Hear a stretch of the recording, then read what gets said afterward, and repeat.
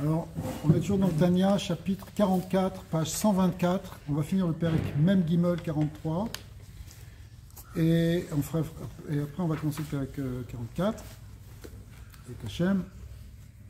Donc, en fait, dans le Perek 43, ce dont on a parlé, c'est l'idée qu'il n'y a pas que la ira, il y a aussi la hava, vous savez aussi, mais que cette hava, elle a plusieurs niveaux. Il peut y avoir des niveaux qui viennent de la méditation sur la grandeur de Dieu dans le monde, ce qu'on appelle Ahavat Olam, puisque c'est une Ahava qui est suscitée par la réflexion sur, à partir de l'univers, en fait. On comprend qu'il y a un monde, et que le monde, il est incroyable, et qu'Hachem, il est beaucoup, beaucoup plus que tout ça, sa parole, etc. Ça, c'est la première chose. La Ahava Rabba, en revanche, ce grand amour, c'est quelque chose qui vient, en quelque sorte, malin, d'en haut, comme si tout d'un coup on est pris d'un amour éperdu pour Akadosh Baruch Hu sans même l'avoir suscité. Et ce qu'il avait expliqué, la Tanya, c'est que ça peut venir que si quelqu'un est mira, qui est déjà complète, qui est shalem. Donc ça, ce sont des grands degrés. Il peut y avoir, donc on voit qu'il y a des différents niveaux de ira, de crainte, différents niveaux de hava. Alors on reprend à la page 124, à la seconde ligne. Veine bechinat ha'avazu pa'amim shekodemet leira kefi bechinat ha'daat ha'molidat kenoda. Ah, maintenant, il y a une question qu'on peut se poser, c'est est-ce que ça commence par la crainte de Dieu ou est-ce que ça commence par l'amour de Dieu? Alors ce qu'on avait dit au départ, c'est que il y a une crainte de base qui vient de l'étude de la Torah et qui est basique, si vous voulez, c'est Torah ou mitzvot, on a un respect de base, ça c'est normal. Et c'est déjà un niveau de ira. Ira, au lieu de traduire par peur, il faut traduire par respect. On a traduit aussi plusieurs fois dans ce cours par l'idée de conscience d'Hachem. D'accord? Tout ça sont des choses qui tournent. Mais malgré tout, pour atteindre ces niveaux un peu de hava supérieur, qu'est-ce qui va précéder? D'abord la ira, d'abord la hava. Normalement c'est la ira, et ensuite la hava. Mais il peut y avoir des exceptions. Pourquoi? Alors ça s'appuie maintenant sur un concept kabbalistique qui a été traduit, dans la Chassidut. On va essayer de l'expliquer, qui vient de la chose suivante. Alors essayez de comprendre, parce que ça va être un peu abstrait au départ, mais je vais essayer de l'expliquer un peu plus clairement. Dans les facultés spirituelles de l'homme, mais l'homme étant créé à l'image de Dieu, on retrouve ça dans ce qu'on appelle le monde des séphirotes. On parle souvent de Chokhmah, de Bina et de Da'at. Chokhmah étant l'intuition intellectuelle, le concept, la Bina étant plus le développement, l'analyse. Mais laissons de côté Chokhmah ou Bina, on va essayer de comprendre quelque chose sur Da'at ici maintenant. Le Da'at, souvent on dit dans les cours que c'est la résultante de la combinaison entre la Chokhmah et la Bina, ce qui est vrai. C'est-à-dire à la fois quand on perçoit le point essentiel d'une chose et on en comprend aussi les détails. Le point essentiel c'est Chokhmah, les détails c'est Bina. Et le Da'at c'est la synthèse de ces deux choses. C'est là qu'on connaît vraiment quelque chose. Da'at ça veut dire connaissance. Quand est-ce que tu connais? C'est quand tu comprends le sujet dans ce qu'il est. Tu as vraiment compris ce que c'est et en même temps tu es capable d'expliquer les détails. Ça c'est une manière d'expliquer le Da'at. Mais il y a une autre manière d'expliquer le Da'at. Dans la Kabbalah, on appelle ça Da'at Elyon, Da'at Tartan. On ne va pas entrer trop dans ces termes-là. Mais il y a le Da'at en tant qu'il est la source en même temps de nos émotions. C'est ce qu'on n'arrête pas de dire depuis le début du Tanya, que l'intelligence peut générer des émotions, ou peut transformer, ou peut contrôler des émotions. Par exemple, tu contrôles ta peur par ta logique, par ton secret. Okay? Alors, ça c'est une manière encore simple d'expliquer la relation entre l'intelligence et le cœur. Le cœur étant le siège des émotions. D'accord? Mais les Mekoubalim, en particulier le Harizal a beaucoup développé ça, il explique que le date lui-même, il a deux forces en lui. Et c'est normal puisqu'il a reçu de Chorma et de Bina. Donc il a deux aspects en lui.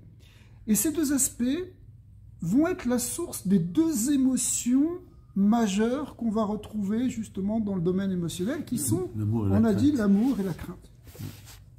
Alors, dans le Lachon HaKabbalah, ça s'appelle Chassadim et Gevurot, un terme un peu symbolique. Chassadim voulant dire les bontés, et Gevurot voulant dire les duretés, ouais, les rigueurs, exactement. Et les rigueurs, on sent que c'est lié avec la crainte, et les bontés, c'est lié avec l'amour. D'accord ? Alors, cet aspect chesed et gvura qu'il y a dans le date, chassadim ou gvura, ça va générer ces deux types d'émotions. Il y a un lien entre la conscience, et c'est peut-être pas très bon le mot de conscience, entre le date, on va s'habituer à ça maintenant, et les sentiments et les émotions. Et des fois, ce qui va précéder, voilà, ce qui va arriver en premier, comme ce qui va, dans la Lachon HaKabbalah, c'est-à-dire ce qui va descendre en premier du Da'at, on voit l'idée de descendre vers le cœur, quoi. Ben, des fois, c'est le côté Chesed, et des fois, c'est le côté Gevura. Des fois, c'est les Chassadim qui sont qui viennent en premier, des fois, c'est les Gvurot. C'est des forces qui sont là, et qui viennent de notre esprit. Alors, si ça commence par de la Hava, eh bien, du coup, nos sentiments de Hava vont précéder nos sentiments de Yira. Est-ce qu'on peut avancer que dans le processus de la création, Hachem a d'abord aimé, ouais, et ensuite il a fait valoir Elohim. Ouais, alors dans ce sens, c'est Ahava qu'il a créé le monde. Le principe premier, il est la Ahava. Mais qu'est-ce qui s'est manifesté en premier? C'est pas Elohim. C'est la Gvura. Donc ouais, c'est la Gvura qui est sortie en premier. Oui. Et effectivement. Mais c'est parce qu'il aime. Oui. Alors, là, tu es obligé à faire une parenthèse qui est très importante. Je suis désolé. Non, mais au contraire. Parce que je ne peux pas m'empêcher de penser à la relation qui peut exister entre le Talmid et le Rav. Un Talmid se met à aimer un Rav et ensuite il se met à le craindre. Ouais, alors, c'est pas sûr. C'est pas mais à le craindre par révérence. Ce qu'on va voir là maintenant, c'est que c'est pas sûr. Ouais. C'est pas obligatoirement comme ça. Mais ce que tu dis est très important, puisque tu as fait ouvert cette parenthèse. En fait, à l'origine de tout, il y a l'amour d'Hachem. Mais cet amour d'Hachem, pour qu'il y ait l'amour d'Hachem, alors il y a une contraction, il y a une limitation qui va faire sortir aussi une certaine midat din, pour qu'il y ait du din et du chesed, le chesed et gvura, qui est ces deux choses dans l'univers, pour construire le monde et pour que le monde y soit shalom. Alors ça, il y a beaucoup d'explications qui ont été données là-dessus. Pourquoi c'est un bien pour l'homme qui est aussi le midat din. Il y a plusieurs manières de l'envisager. Mais laissons cette question de côté, on pourrait faire des cours. Le Admor Hazakan en a beaucoup parlé, le Ramchal aussi en a beaucoup parlé, tous les Mekoubalim en ont parlé. L'idée, elle est comme ça. Dans la Kabbalah, on va partir du symbole et après on va faire le contraire de ce qui est marqué ici, après on va le lire dans le texte. Dans la Kabbalah, des fois, les chassadim descendent en premier et des fois, les gvorot descendent en premier dans tous ces processus séphirotiques. Effectivement, dans la création du monde, c'est au départ de la Gvura qui s'est révélée. Comme c'est marqué d'ailleurs dans le Midrash, que Akadosh Baruch Hu, il a pensé créer le monde sur la Midat Hadin, il a vu que ça ne tenait pas, il était Mishtatef, la Midat HaChesed. De là, on voit le modèle de la création du monde, d'abord du Din, d'abord de la Hira, ensuite du Chesed. Et ce que tu dis sur le maître et l'élève, il peut y avoir ce modèle-là aussi. C'est-à-dire, tu peux arriver dans une classe en début d'année, tu installes la crainte. D'abord, que personne ne bouge.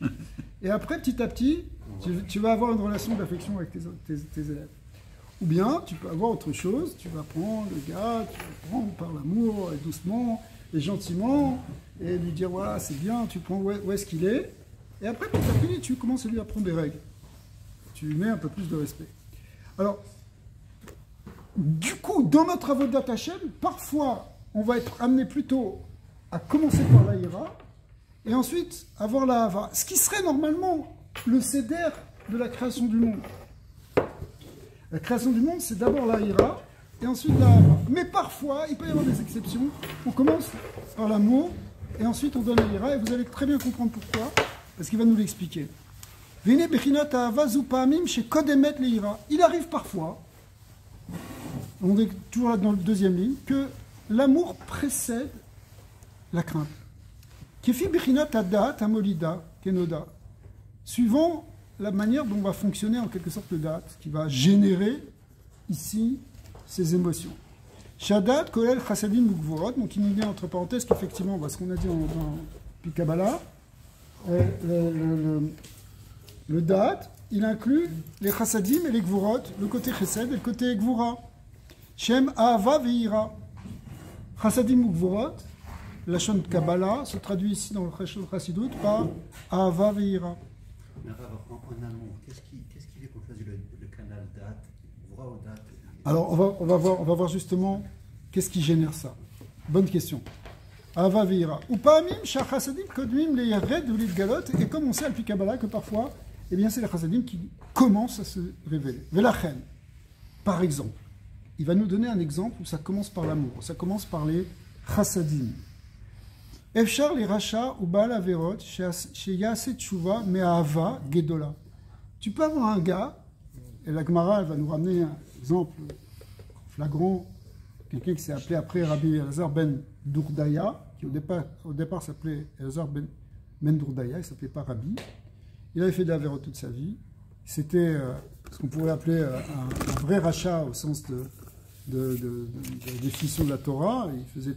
Il était complètement dans le monde des Averot. Et puis d'un coup, il a été pris d'un héros de Tchouva et il s'est mis à faire Tchouva.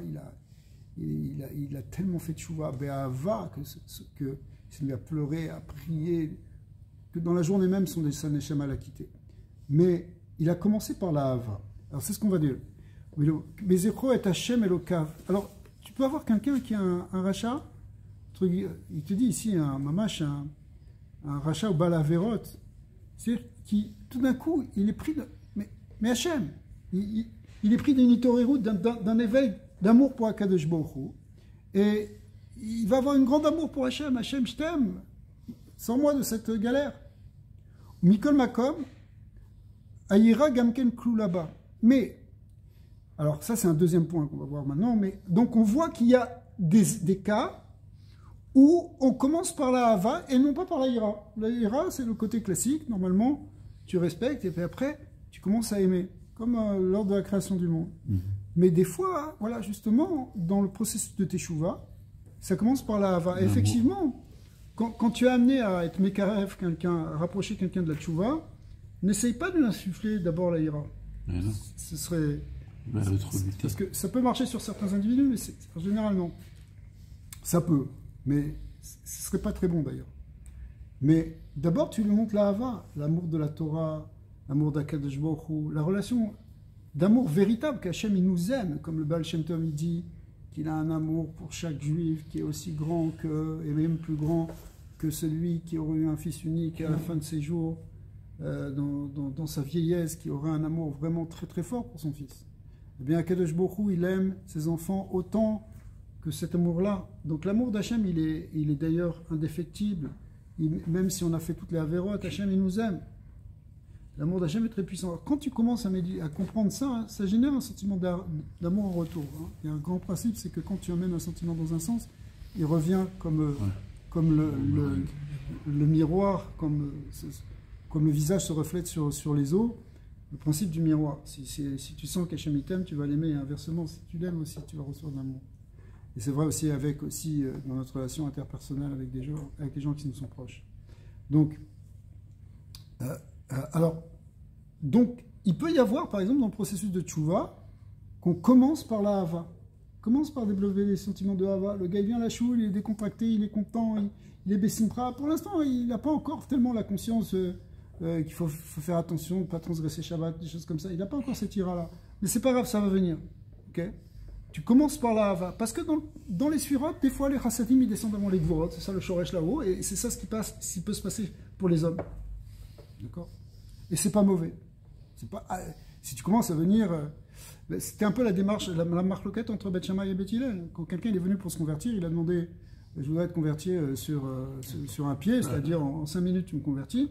Benjamin, il a dit, bon, attends, on va voir ailleurs. Commence pas comme ça. Commence pas comme ça, commence par la ira, commence par apprendre. Fais pas preuve de gava, d'impatience pour être juif. Oh, vas-y doucement. Et donc, il lui a appris la ira. Il est allé voir Hillel, il a pris Be'ava. Il a dit, ouais, ok, c'est pas de problème, je vais t'apprendre un grand principe, et après tu vas voir tout le reste.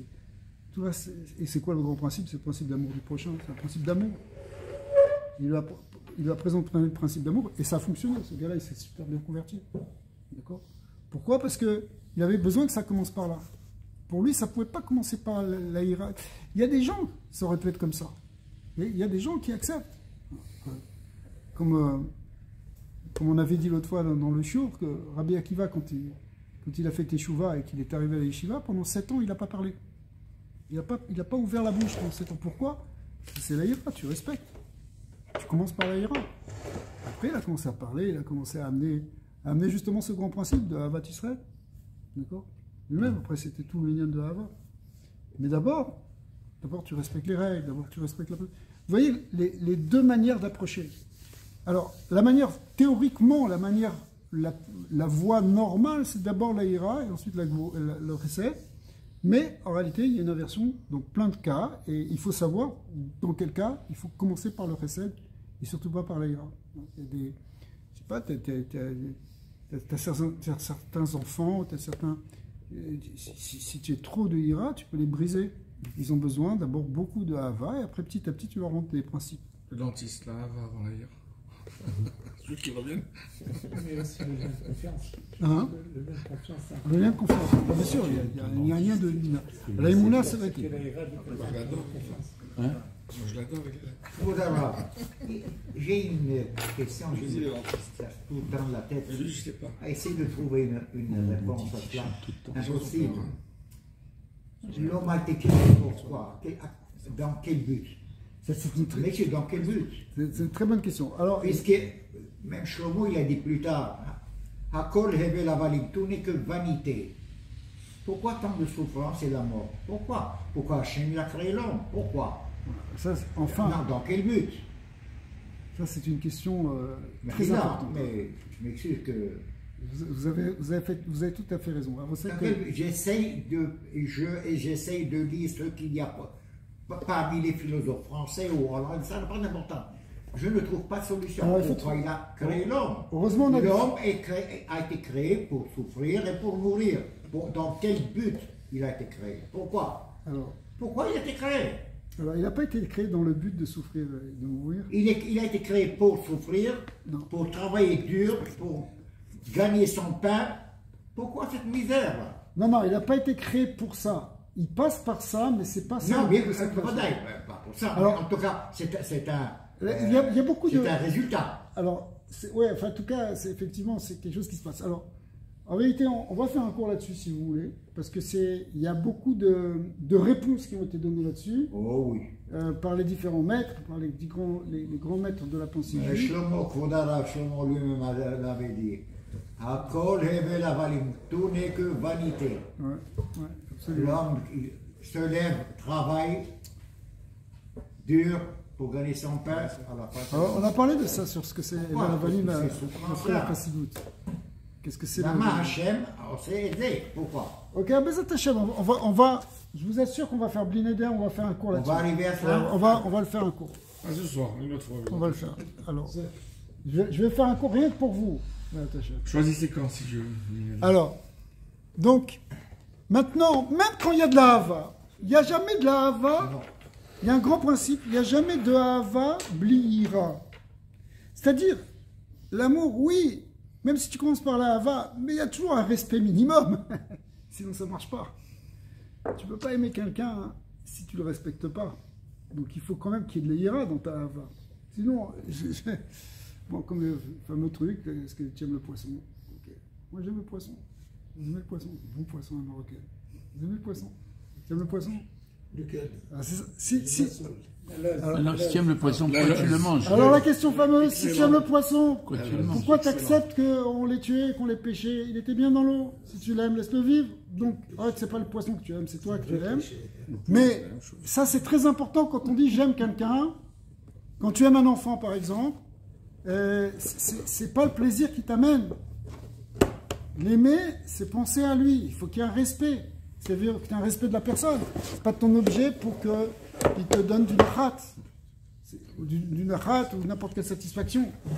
La hava, elle doit avoir toujours un aspect de ira. D'accord? Ça, c'est quelque chose qui est évident, mais qu'il faut quand même répéter parce que c'est quelque chose qui vient dans le concret, dans le problème de la vie quotidienne. C'est très important parce que quelqu'un va dire « Ouais, moi j'aime mes enfants, moi j'aime ma femme, j'aime mes parents. » Ok, mais t'aimes ta femme, est-ce que tu la respectes? Ok? Parce que si tu la respectes pas, ça peut pas être un amour véritable. Mais si j'ai des sentiments d'Ahava, oui, tu as des sentiments d'Ahava, mais la vraie Ahava, c'est une Ahava pour son bien à elle, c'est pas parce que elle te fait plaisir. Tu comprends? Même chose pour les enfants. La Ahava, elle ne doit pas être tournée vers nous, elle doit être tournée vers l'autre. Donc la Ahava, Mikol Makom, Aïra Gamken Klou là-bas. Ok, on est à la 7e ligne. Mimele, automatiquement, il faut qu'il y ait forcément de la ira qui soit dedans. Rakshi, Bebechinat Katnutz, VLM, simplement, on ne la voit pas la ira quand il y a l'acte de Hava. Tu es en train de donner quelque chose de. C'est pas ça qui apparaît. Elle est diluée, par exemple, surtout dans l'exemple qu'on a donné de quelqu'un qui fait teshuva tout d'un coup. Béhava, on ne voit plus la ira, mais il y en a forcément. Il se tourne vers Hachem, donc il y a de la ira. Il y a toujours au moins, dans notre amour avec Dieu, bon, on a pris les exemples de l'amour vis-à-vis du prochain, mais dans l'amour avec Hachem, il y a toujours au moins la crainte de ne pas fauter, pour ne pas se révolter contre lui. Et dans toute relation, on aura cette dimension. Ouais. Dépendamment de la situation qu'on vit avec la personne chère, vous voyez ce que je veux dire? C'est ça une relation, je veux dire. On a beau adorer quelqu'un tout le temps, mais à un moment donné aussi, on va avoir une peur, même si ce n'est pas une peur crainte, mais c'est une peur par rapport à pour la personne ou d'autres choses qui pourraient tu vois, arriver. Je pense que c'est comme ça une relation. La hava, elle vient de. Elle est Beit Galut Libo, c'est-à-dire. Ce qui se révèle à ce moment-là, c'est la hava Hachem. Elazar ben Dodaya, quand il a fait Tchouva, il a montré beaucoup de Ahava. Mais il y avait un peu de Hira, mais elle était cachée. Par contre, ce qui se voyait, c'était la Ahava. Libo ou Mocho, ça se révèle au niveau des sentiments, au niveau des idées. On voit que c'est des idées de Ahava maintenant. Arzeu derer mikre. Mais ça vient que de temps en temps, de manière accidentelle. C'est pas la manière régulière.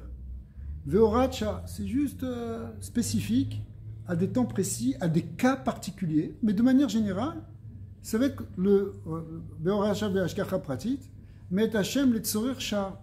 Quand c'est pour les besoins, on a besoin de passer par quelqu'un qui passe par une ahava. Qui m'a assez de Rabbi Eliezer ben Dordaya, comme de Maaseh de Rabbi Eliezer ben Dordaya, qui n'est pas une manière régulière de se rapprocher d'Hachem. On peut penser aussi que c'est pas par ira, parce qu'il s'est mis à pleurer, donc il a peur de la punition, il a peur des conséquences de ce qu'il a fait. C'est ça, mais c'est pas qu'il a peur de la punition. Il a pas eu peur de la punition. C'est pas ça qui sort. Il a voulu se rapprocher d'Hachem. Il a dit Hachem. Il était dans une situation où tout d'un coup, la Gemara ne met pas en cause le fait qu'il a peur que maintenant qu'il aille au Gehenam. Il était en pleine Avera, il avait fait des trucs. Et tout d'un coup, il prend conscience, il dit mais qu'est-ce que je suis en train de faire? C'est Hachem, mais comment j'ai pu m'éloigner tant de toi? C'est ça l'idée là-bas.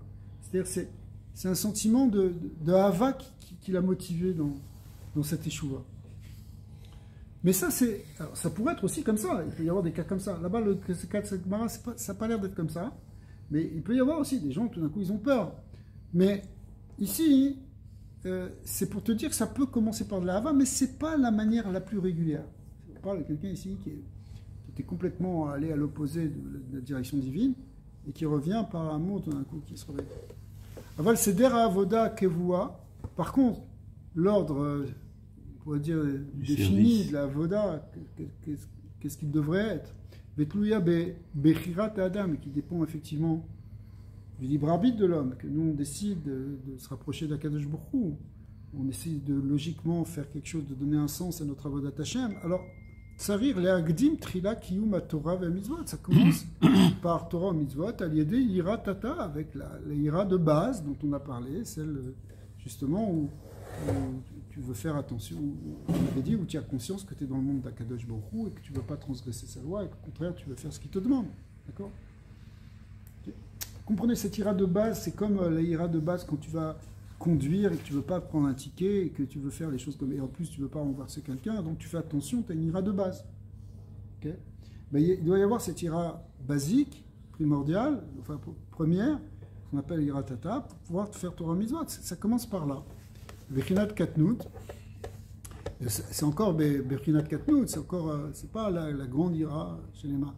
Al-kol panim, besur mera ve'asetov, donc il y a un minimum ici, qui ne te demande pas d'être un grand Yira Hashem, pourquoi tu gardes Shabbat, pourquoi tu mets le Tfilin, c'est que tu as un minimum de Yira Hashem, d'accord? Mais Somera ve'asetov, aussi bien d'ailleurs, ce qui concerne les mitzvot négatives, de ne pas transgresser, pas faire de la verrote, comme les mitzvot positives, de faire des choses concrètes, comme mettre les Tfilin, des choses comme ça. Le'ir nafsho elokit beor haTorah, c'est ça qui va permettre à notre âme divine d'être éclairée par la lumière de la Torah et mitzvotéa et ses mitzvot. Et après, dans un second temps, alors tu vas faire ça avec Chesed, Avut, Chassidut. Chassidut, c'est bien du mot Chesed, tu fais des choses avec Ahava, des Meshurat Adin, pour faire plaisir à Kadosh Baruch Hu. Ça, on va le voir dans le chapitre 34, où il y a des niveaux supérieurs, justement, de Ahava. 44, pardon. Ok. Et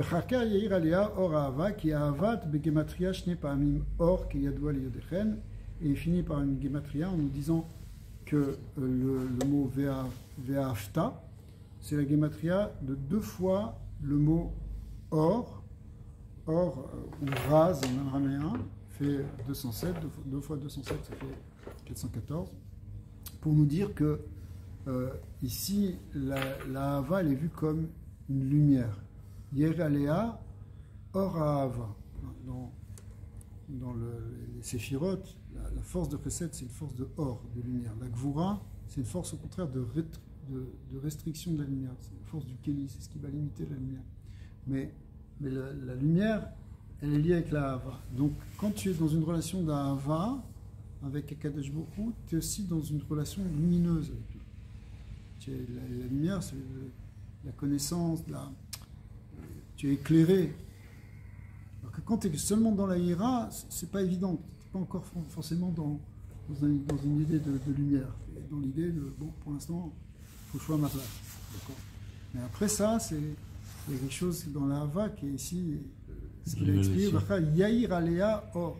C'est-à-dire la lumière de la Torah, c'est la lumière de la Torah qui va briller maintenant sur toi. La Torah, tu peux la faire à plusieurs niveaux. Il y a plein de manières de faire la Torah. Mais tu peux la faire d'une manière, bon, c'est marqué comme ça, je fais comme ça, c'est marqué comme ça, je fais comme ça. J'ai craint, je ne veux absolument pas transgresser le Shulchan Aruch. Et ça, c'est la base. C'est comme ça qu'on doit commencer. Mais après ça, c'est autre chose. Tu dis, c'est de trouver une kavana qu'il y a dedans. Tu fais les mitzvot avec ahava, avec simcha, avec amour. Tu mets de l'amour dans ce que tu fais. Tu comprends quand tu mets de l'amour dans ce que tu fais. Même dans tout, quand tu mets de l'amour dans ton travail, tu le vis autrement, tu le vis avec une autre dimension. Tu commences à comprendre le secret de ce que tu es en train de faire, le sens de ce que tu es en train de faire, justement. Et c'est la même chose dans Torah Mitzvot, c'est avec la relation de Ahava qu'on a avec Hachem, de Ahava de la Torah, que tu vas commencer à être éclairé, à comprendre. C'est pour ça que la Chassidut, elle est si importante, parce que elle est à la fois ce qui nous donne un sens, ce qui nous donne une compréhension, et en même temps ce qui génère cette relation d'amour vraiment pour Hachem, pour la Torah. Parce que, bon, en réalité, tu peux avoir aussi ça quand tu étudies une Gemara. Tu peux l'étudier avec Ahava, et Avat ta Torah, et Avat ta Mitzvot, Avat Hachem. Il faut, mais la Chassidut, elle touche le sens réellement de ce qu'on veut faire. Alors, elle est vraiment cette lumière, le Maor Sheba Torah, le lumineur de la Torah, l'aspect lumineux qui est dans le temps. Alors, ce soir, c'est la Iloula enfin, la Géoula et la Géoula du second rabbi de Chabad, l'Admour Saïm. Et lui, il était en permanence dans cette lumière de la Torah. Il avait une Yirat Hashem, Tsuma, Shlema, mais aussi une Ahavat Hashem complète, comme on peut l'imaginer, même beaucoup plus que ce qu'on peut imaginer. Et il a dévoilé en détail tous les grands secrets de la Chassidut. Ok, on va commencer le Perek Mem Dalet. Mem Dalet. En réalité, tous ces chapitres se suivent. Vine kol madrigat ha'ava mishne madrigot elu ha'ava rabba ve'ava olam. Donc on avait distingué entre deux. Oui. Juste pour revenir sur ce point-là. Quand il parle du Seder Kavua, on parle de qui, de quoi, de quand, de quelles circonstances? Parce qu'a priori, peut-être le cas de Rabbi Elazar ben Doya c'était particulier parce que c'était des circonstances particulières, mais a priori, je sais pas, n'importe qui veut se rapprocher d'Hachem ou que tu cherches à rapprocher d'Hachem, tu as tendance à commencer par la Hava. Oui, c'est ce qu'on a dit. Alors, je vois pas en quoi c'est vraiment des Horat Sha'a dans certains cas de. C'est Horat Sha'a. Avec toi-même, ça veut dire. C'est Horat Sha'a parce que pourquoi on devrait être dans un Seder de Baal et Tshuva? On devrait être normalement dans un Seder où tu as appris au Cheder et d'abord tu as l'Ira et tu respectes, tu écoutes tes parents, tu écoutes tes professeurs, tu écoutes Hachem. Dans le Seder de Baal et Tshuva, on est en train de réapprendre. Et surtout, à aimer. Oui, enfin, pratiquement, quand justement, parce que l'exemple qu'il donne, c'est justement le problème pour quelqu'un qui est Racha ou qui est Malé ou qui est Baal Averot. Mais on est tous Racha, Baal Averot. C'est ça qui fait qu'aujourd'hui, dans notre dor, en général, on a besoin d'abord du derrière de la Hava. D'accord?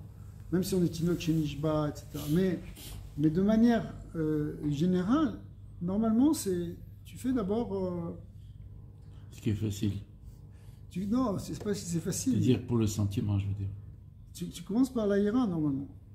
Je sais pas, Mais à l'école, quand tu rentres à l'école, en tant qu'écolier, ouais.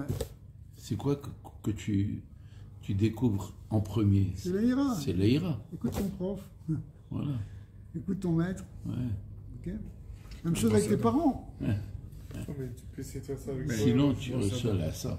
Tu peux essayer de faire ça avec toi-même aujourd'hui, ça risque de pas marcher. Hein. Ouais. Fais les choses parce qu'il faut les faire et tu risques de pas tenir très longtemps. Pourquoi? Au contraire.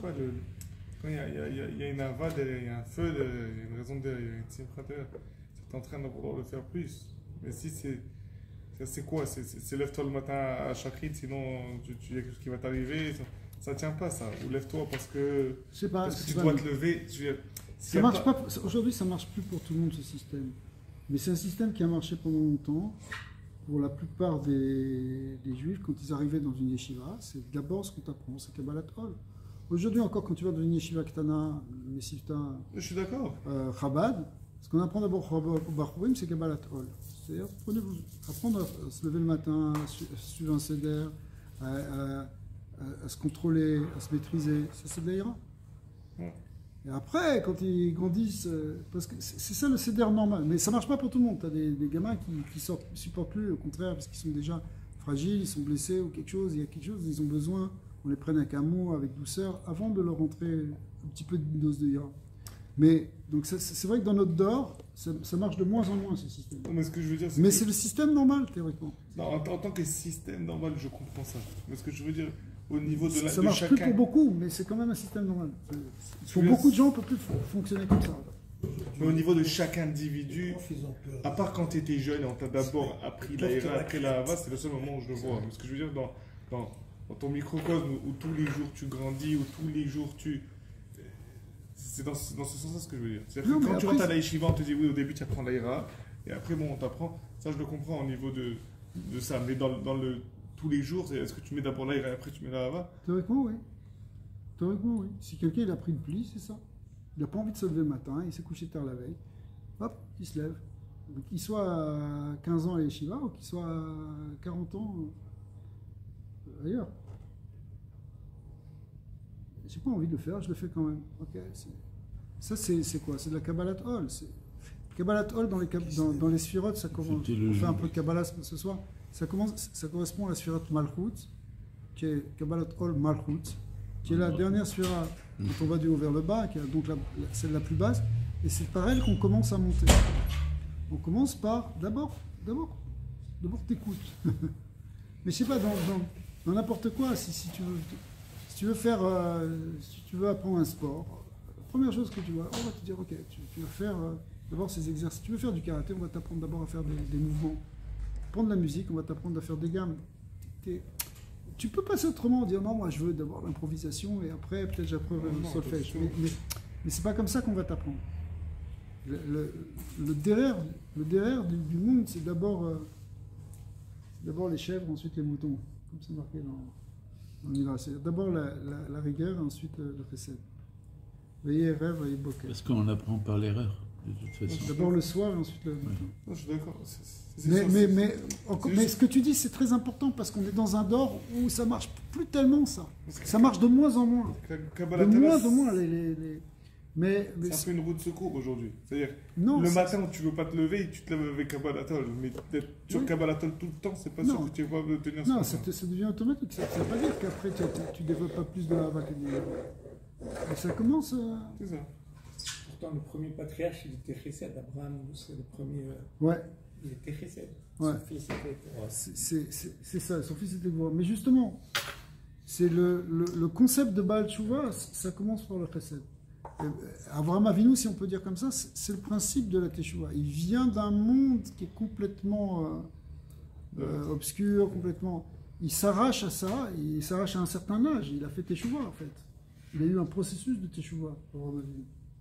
Et il a compris que, bon, c'est un petit peu différent là-bas parce que Avraham Avinu, il a compris que le shoresh ultime d'Akadosh Baruch Hu, c'est la Hava. Hachem, il a créé le monde par amour, même si on ne voit pas tout de suite cet amour forcément, mais tout vient de la Hava. Donc il a voulu montrer que Dieu, c'est avant tout un Dieu d'amour, contrairement à tout ce qui était véhiculé dans le monde de l'Avodah Zara, où c'était un monde de peur, où il fallait offrir même des sacrifices humains pour avoir la paix avec les dieux. Donc il a voulu montrer que non, pas du tout. Akadosh Baruch Hu, qui est au-dessus de tout, c'est avant tout de la Hava. Donc il a commencé par cette mida-là. Mais ça correspond aussi à ce processus de Baal Tshuva, où on va chercher le point ultime de l'amour d'Hachem, et après on essaiera d'arranger. C'est ce qui explique la dualité de l'homme. En fait. L'homme se trouve devant le fait accompli qu'il est dans une situation de dualité. Il n'est pas unique.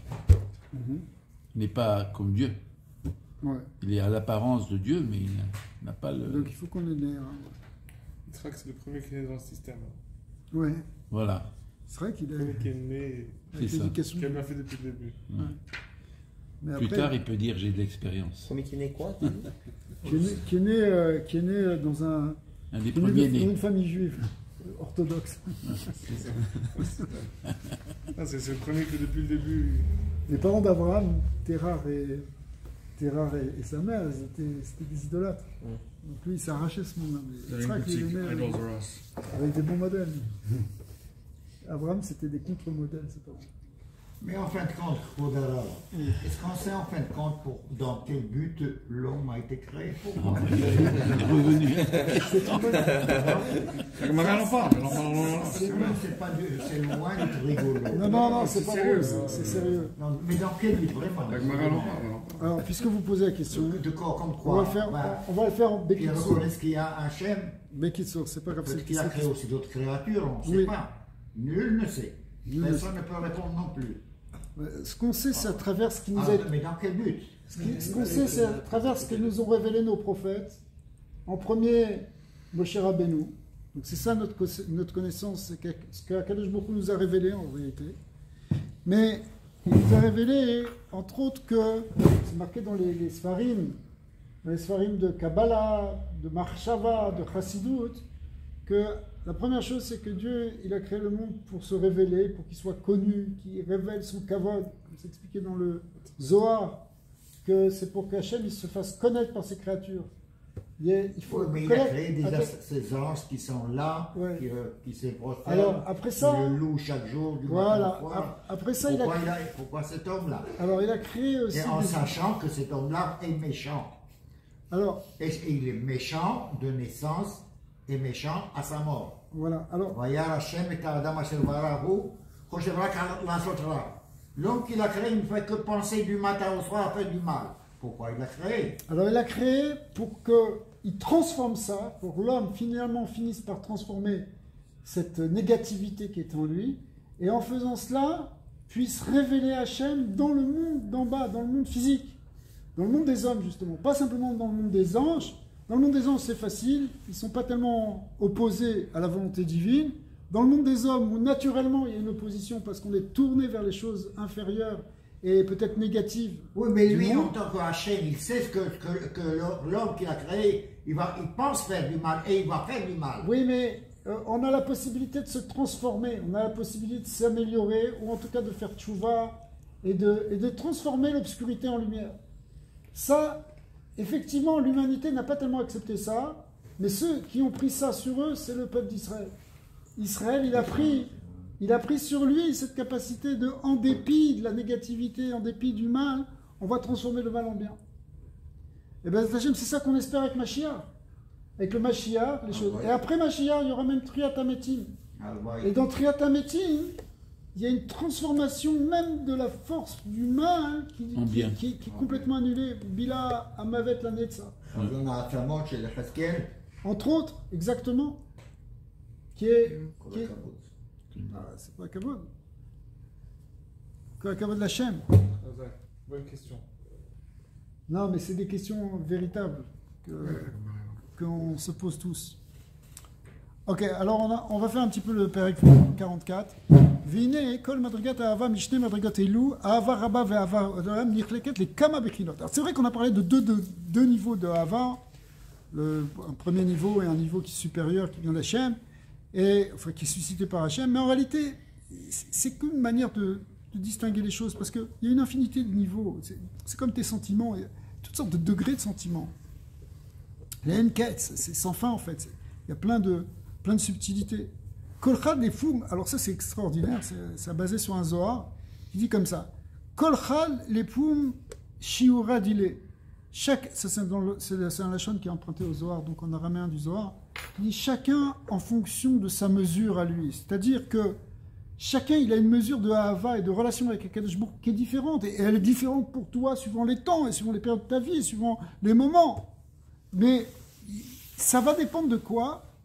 Il y a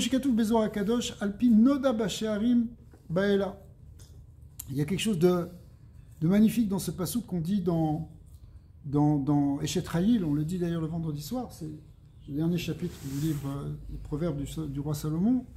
Et là-bas, c'est marqué, en parlant le contexte du pshat, là-bas, c'est que la femme vertueuse, son mari est parce qu'elle est vertueuse et qu'elle pousse son mari à faire des bonnes choses, elle est derrière lui, etc. Alors son mari est connu dans les portes. C'est-à-dire que les portes, c'est les portes de la ville. Dans l'Antiquité, ça représentait l'endroit où la société se réunissait, où il y avait le Beddin, etc. Enfin, les choses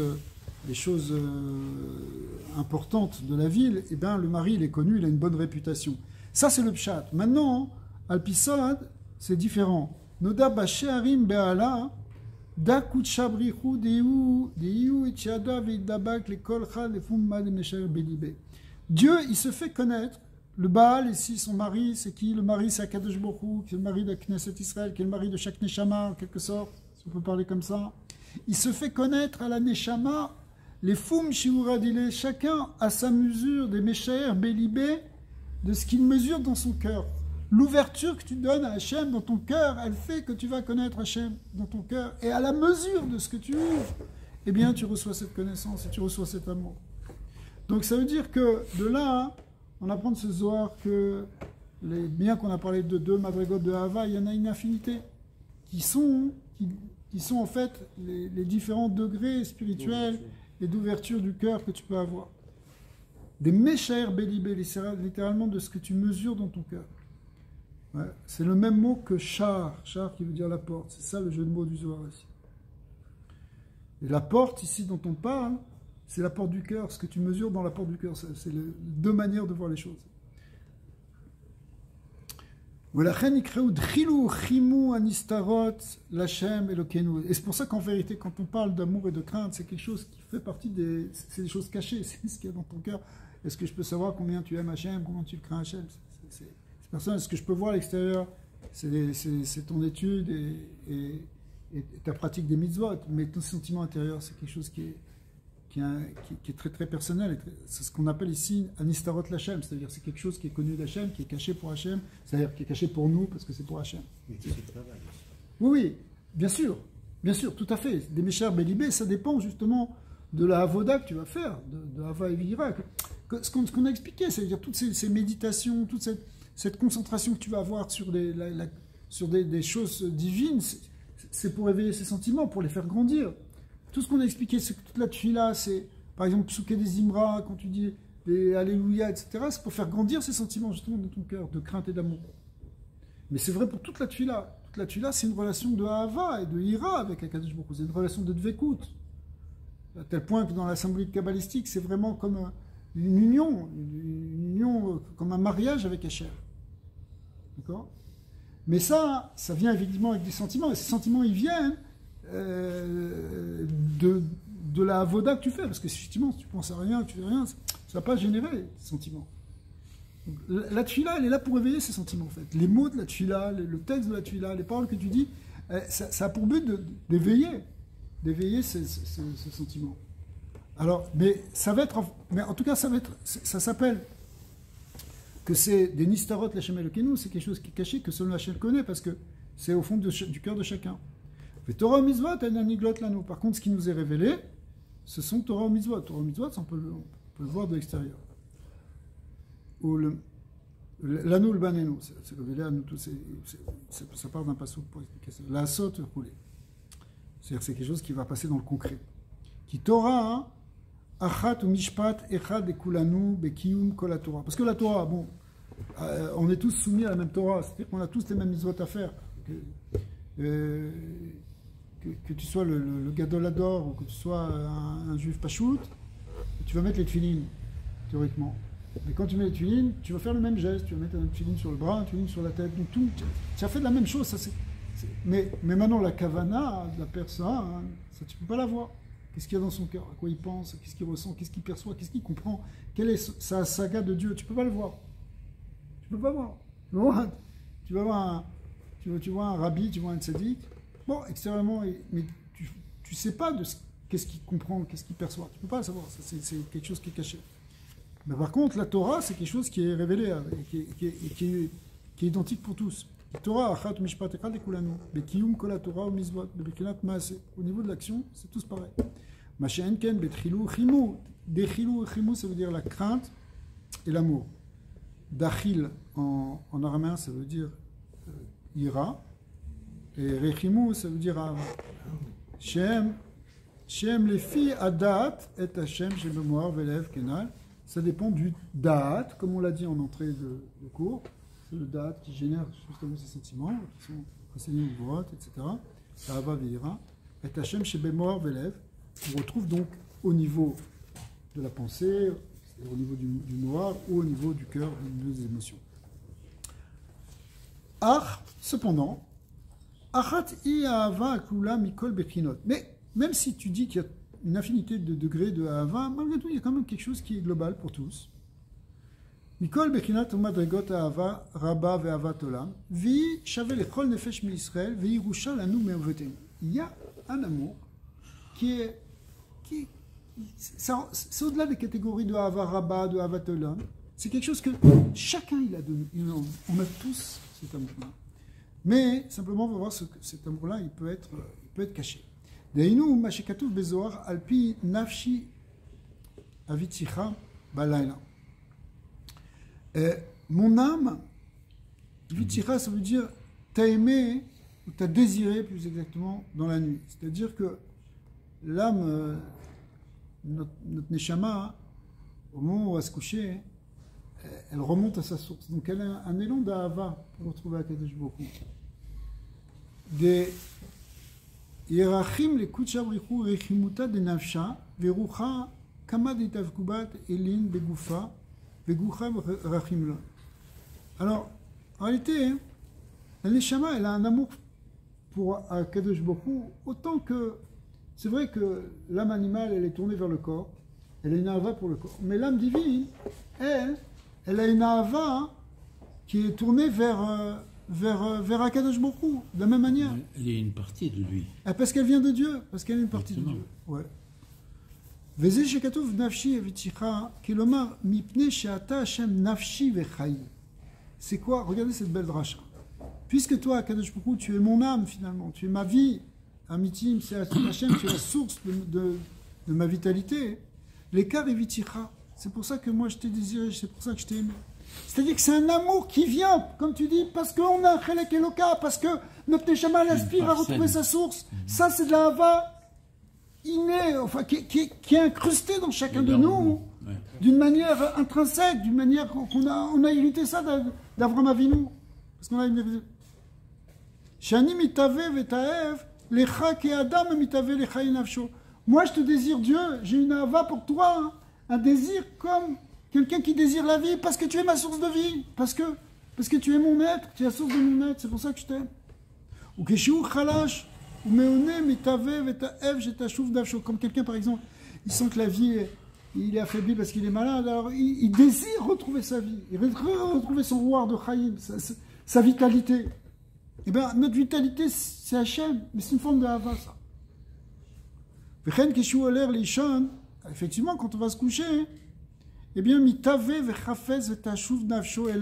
c'est comme si notre âme, elle désire retourner vers Akadosh Baruch Hu, Mishnato kar ani mitave, vetaev leorensof baruch hu, chaya chaim amiti. Donc, c'est quoi? C'est quelque chose qui est effectivement, puisque le Neshama vient de là, elle désire retrouver le Orensof baruch hu, qui est la source de toute la vie, qui est chaya chaim amiti.